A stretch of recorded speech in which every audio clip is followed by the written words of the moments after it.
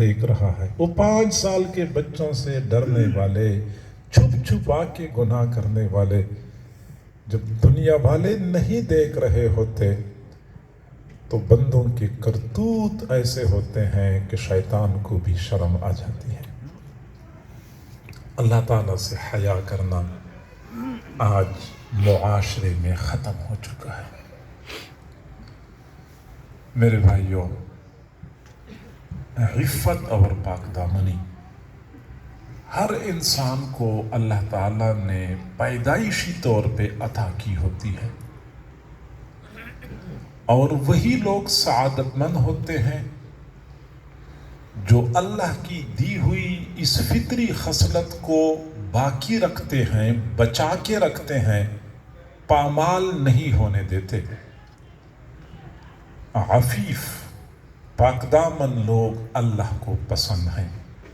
میں سادہ الفاظ میں آپ کو بتاؤں کہ عفیف اور پاک دامن لوگ وہ ہوتے ہیں جو جنسی گناہوں سے بچتے ہیں۔ جنسی گناہ غیر محرم مرد اور غیر محرم عورتوں کے تعلقات اور ان کی میل ملاقات اور ان کی باہمی رابطے، موبائل فون پہ باتیں کرنا، ایک دوسرے کے ساتھ چیٹنگ کرنا، یہ سب کچھ عفت اور پاک دامنی کے خلاف ہے۔ عفیف اور پاک دامن لوگ وہ ہوتے ہیں جو دوسروں کی بیٹیوں کے ساتھ نہ تو ملاقاتیں کرتے ہیں، نہ بلا وجہ رابطے کرتے ہیں، نہ فون پہ انٹرنیٹ پہ چیٹنگ کرتے ہیں۔ یہ عفیف اور پاک دامن لوگ ہوتے ہیں اور یہ اللہ کو بہت پسند ہے۔ آپ اندازہ لگائیں، قرآن مجید میں اللہ تعالیٰ نے کامیاب لوگوں کی نشانی بتائی ہے۔ کون لوگ کامیاب ہیں؟ سورۃ المؤمنین، سورۃ المؤمنون کی شروع میں اللہ نے فرمایا قد افلح المؤمنون، تحقیق وہ مؤمنین کامیاب ہو گئے الذین هم فی صلاتهم خاشعون، جو خشوع خضوع کے ساتھ نماز پڑھنے والے ہیں۔ اور آگے فرمایا والذین هم لفروجهم حافظون، جو اپنی شرمگاہوں کی حفاظت کرنے والے ہیں۔ شرمگاہوں کی حفاظت کرنے والے، جنسی گناہوں سے بچنے والے، غیر محرموں کے ساتھ رابطے نہ کرنے والے، یہی لوگ کامیاب ہیں۔ اگر طالب علم ہے وہ عفیف و پاک دامن ہے تو کامیاب ہے۔ اگر وہ ان گناہوں میں پڑ گیا اور یہ رابطے اس نے شروع کر دیے، وہ اپنے علم کو حاصل کرنے میں ناکام ہو جائے گا۔ وہ کاروباری بندہ ہے، اگر وہ اس گندی عادت میں پڑ گیا تو اس کا کاروبار تباہ و برباد ہو جائے گا۔ وہ اگر معاشرے کا معزز شہری ہے، معاشرے میں بڑا اعلیٰ مقام اور مرتبہ اس کو حاصل ہے، لیکن وہ ان گناہوں میں پڑ گیا تو اس کی عزت خاک میں مل جائے گی۔ وہ کوئی ملازمت پیشہ بندہ ہے تو اس کی ملازمت داؤ پہ لگ جائے گی۔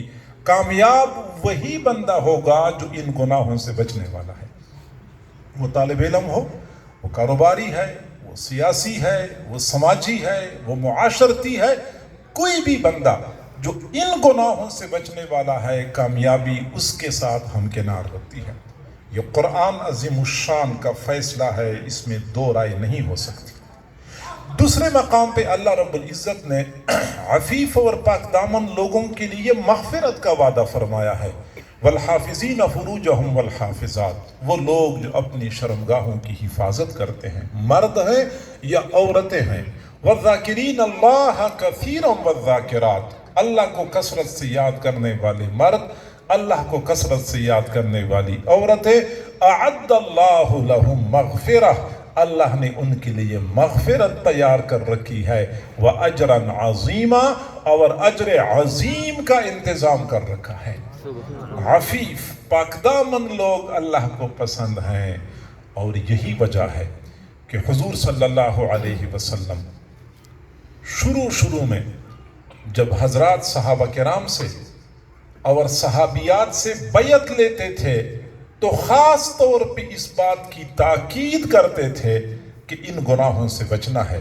ویسے تو ایک مومن بندے نے ہر گناہ سے بچنا ہوتا ہے، لیکن یہ جو جنسی گناہ جسے کہتے ہیں، مرد اور عورت کی گناہ، نوجوان لڑکوں اور لڑکیوں کی ملاقاتیں یا رابطے، ان گناہوں سے بچنے کا خاص طور پہ حضور صلی اللہ علیہ وسلم عہد دیا کرتے تھے۔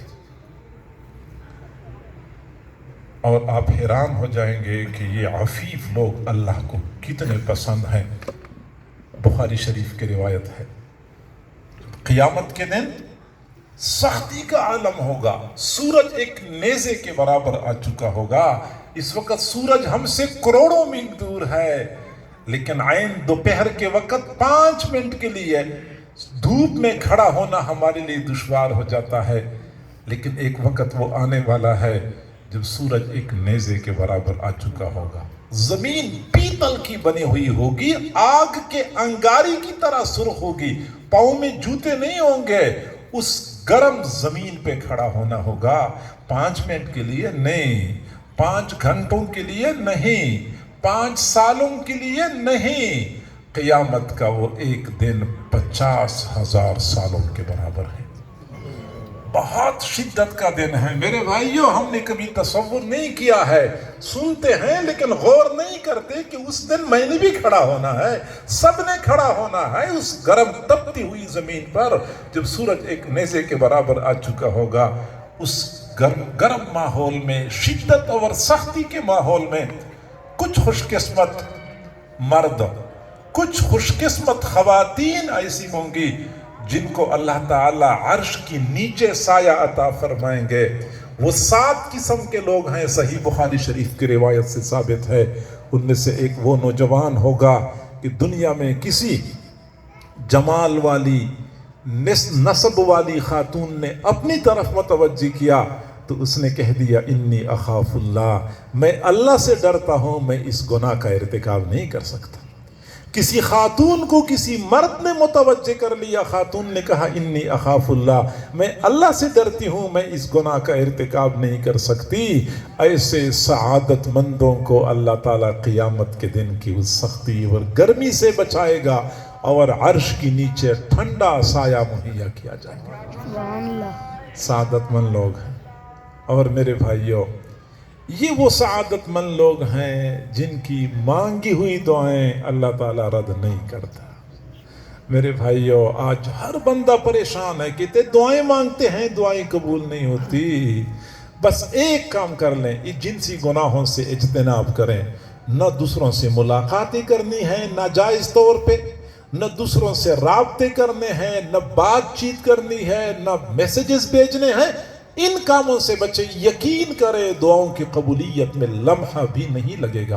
صحیح بخاری شریف کی روایت ہے، 3 بندے بنی اسرائیل میں سفر کر رہے تھے، طوفان، باد و باران نے ان کو گھیر لیا، ایک باغ میں، ایک غار میں پناہ لینے پر مجبور ہو گئے۔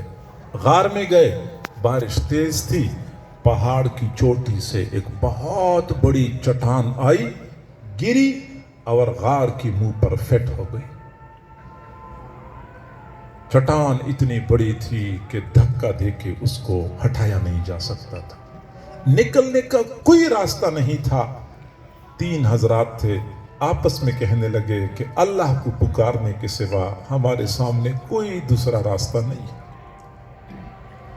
ہم میں سے ہر بندہ باری باری اللہ کو پکارے گا، اور اپنی زندگی میں کوئی بھی ایسا عمل کیا ہو جس کی قبولیت کا زیادہ یقین ہو تو اسی عمل کا واسطہ دے کے اللہ سے دعا مانگے۔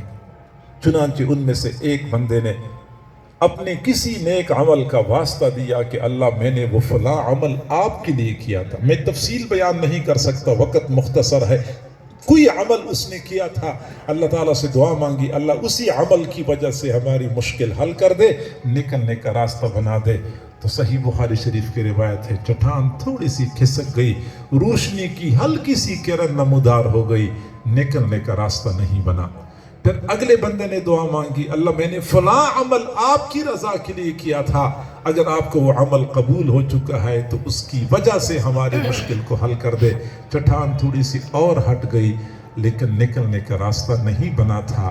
پھر تیسرے بندے نے اللہ سے دعا مانگی اے اللہ آپ کو تو پتا ہے کہ ایک مرتبہ مجھے اسی طرح گناہ کا موقع مل گیا، ایک غیر محرم خاتون کے ساتھ مجھے تنہائی کا موقع مل گیا، اللہ تجھے تو پتا ہے کہ میرا میلان بھی اس کی طرف بہت تھا اور بالکل گناہ کے قریب پہنچ چکا تھا، پھر اللہ میں تیرے خوف سے پیچھے ہٹ گیا، میں نے وہ گناہ نہیں کیا، اگر میں نے تیری رضا کے لیے کیا ہے تو ہماری اس مشکل کو حل کر دے۔ صحیح بخاری شریف کی روایت ہے، چٹان ہٹ گئی اور تینوں بندوں کے لیے نکلنے کا راستہ بن گیا۔ عفیف اور پاک دامن لوگوں کی دعائیں اللہ تعالیٰ قبول فرماتے ہیں۔ بلکہ میں اگلی بات کروں، مائیں بہنیں بیٹیاں توجہ سے سنیں، اپنی اولاد کے لیے دعائیں مانگتی ہیں، دعائیں قبول نہیں ہوتی۔ علماء سے دعائیں کرواتی ہیں، پیروں سے دعائیں کرواتی، خود کیوں دعا نہیں مانگتی؟ عفیف و پاک دامن بن جائیں، ادھر سے آپ نے دعا مانگنی ہے، ادھر سے اللہ نے قبول کرنی ہے۔ عفیف اور پاک دامن لوگوں کے وسیلے سے مانگی ہوئی دعائیں بھی اللہ تعالیٰ قبول کرتا ہے۔ دہلی میں ایک مرتبہ قحط پڑا، بارش نہیں ہو رہی تھی، لوگ پریشان، بارش مانگنے کے لیے، استسقاء کی نماز کے لیے لوگ باہر نکلے، دعائیں مانگ رہے تھے، بارش کے آثار نظر نہیں آ رہے تھے، یہاں تک کہ لوگ مایوس ہو رہے تھے۔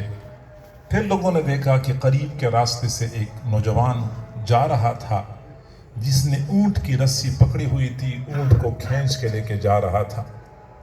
اونٹ کی پشت پر ایک خاتون باپردہ بیٹھی ہوئی تھی۔ یہ نوجوان جب وہاں سے گزر رہا تھا تو اس نے دیکھا کہ لوگ پریشان ہیں، اونٹ کو وہیں پہ چھوڑ دیا، مجمع کے پاس آیا، پوچھا کیا مسئلہ ہے، یہ لوگ کیوں جمع ہو چکے ہیں؟ لوگوں نے کہا 3 دن ہوئے ہم یہاں باہر آتے ہیں استسقاء کی نماز کے لیے، لیکن بارش نہیں ہو رہی، ہم پریشان ہیں۔ چنانچہ وہ آدمی واپس چلا گیا۔ وہ خاتون جو اونٹ کی پشت پر بیٹھی ہوئی تھی، اس خاتون کے دوپٹے کا کنارہ نیچے کو لٹک رہا تھا، اس نے وہ کنارہ ہاتھ میں پکڑا اور ایسے آسمان کی طرف دیکھا اور چل پڑا۔ تھوڑا سا آگے گیا تھا، لوگوں نے دیکھا ٹھنڈی ہوا چلنی شروع ہو گئی، اور اسی ٹھنڈی ہوا کے ساتھ بادل آئے، پھر تھوڑی دیر میں بادل برسنے لگے۔